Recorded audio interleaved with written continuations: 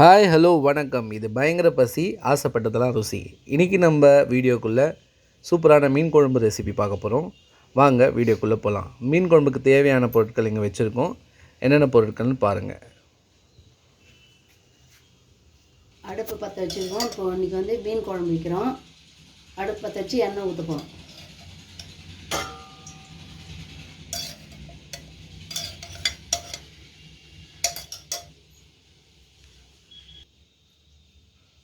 இப்போ கடுகு போடுறோம்.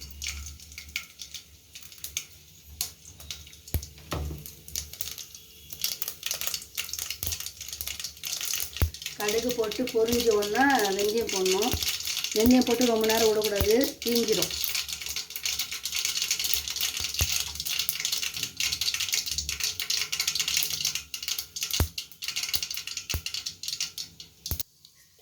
பூண்டு போட போகிறோம். வச்சு பூண்டு சேர்ந்துச்சு. இப்போ பச்சை மிளகா, வெங்காயம், பச்சை மிளகா, கருவேப்பிலை.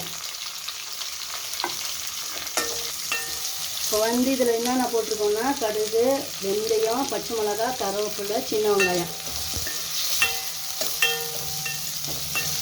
நல்லா வதங்கணும். அதுங்காட்டியே நம்ம குழம்பு ரெடி பண்ணிக்கலாம். தக்காளி 4 தக்காளி அரைச்சி வச்சுருக்கேன். புளி கரைச்சிக்கிறேன். தக்காளி இதுக்கு வதக்கணும்லாம் இல்லை மீன் குழம்புக்கு.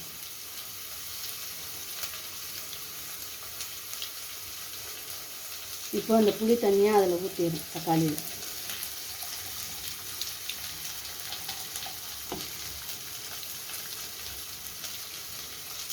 நம்ம கை போட்டு கரைச்சாதான் புளி நல்லா இதுவாகும்.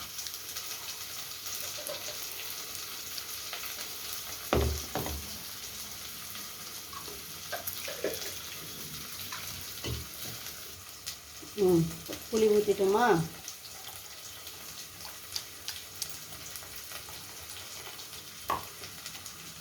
இந்த புளியிலே உப்பு, மிளகாத்தூள் எல்லாம் போட்டுடணும். அது இது ஒரு கலர் கலரி விட்டுருணும். இது விட்டோம்னா இது தீஞ்சிடும். கொஞ்சம் எண்ணெய் கம்மியாக இருக்கிற மாதிரி இருந்தால் கொஞ்சம் எண்ணெய் ஊற்றிக்கோங்க.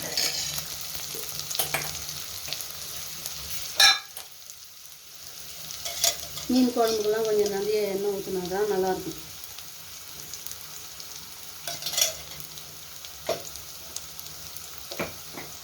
உப்பு தேவையான அளவு தக்காளி, புளி வச்சுருக்கோங்க, அதில் போடுறோம்.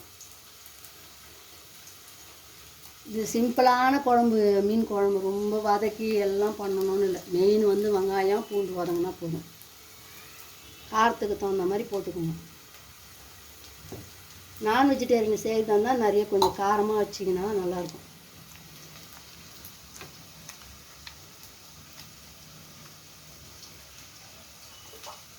கை போட்டு கரைச்சிங்கன்னா தான் உங்களுக்கு அந்த குழம்பு டேஸ்ட் வரும். கை போட்டு கரைக்காத நம்ம வீட்டில் வைக்கிற ஹோட்டலில் மாதிரிலாம் கரண்டியெல்லாம் போட்டோம்னா குழம்பு டேஸ்ட் வராது.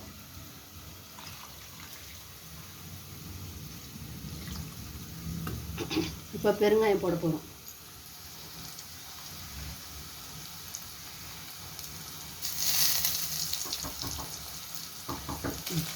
இது நல்லா வதங்கிடுச்சு. இதுக்கு மேலே வதங்கணும் இல்லை. இப்போ நம்ம கரைச்சி வச்சுக்கிற இந்த புளி, தக்காளி, அதுலேயே மிளகாத்தூள், உப்பு எல்லாம் போட்டிருக்கேன். இப்போ இதை எடுத்து இதில் ஊற்றுறேன். இன்றைக்கி நான் அவங்க வாங்கியிருக்கிறது சங்கரா மீன்.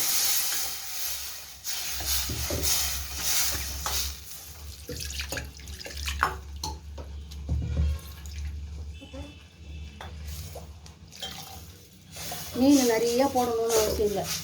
சும்மா ஒரு இதுவாக போட்டுக்கோங்க. ஏன்னா நிறைய மீன் போட்டிங்கன்னா குழம்பு அதுவும் ரொம்ப ஒரு மாதிரி செதறின மாதிரி ஆகிடும், சாப்பிட முடியாது. அதனால் குழம்பு கொஞ்சம் இதுவாக இருக்கணும். மீன் அங்கங்கே இருந்தால் தான் குழம்பு டேஸ்ட்டாக இருக்கும். இப்போ நல்லா கொச்சி எண்ணெய் மேலே வந்துக்குது பாருங்கள். இப்போ மீன் போடணும். ரொம்ப சிம்பிளான மீன் குழம்பு சொல்லியிருக்கிறேன்.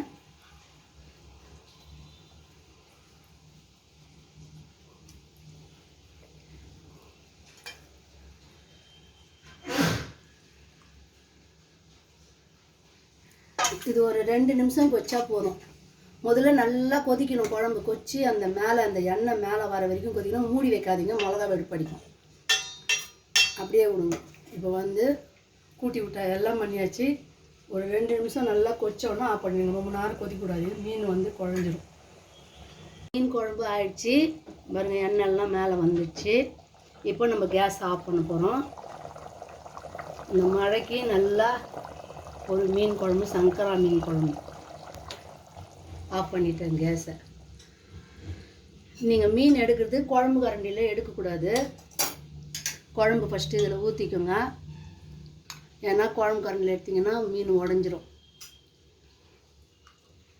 யாருக்குன்னா இப்போ சாப்பாடு போடுறீங்கன்னா எடுத்து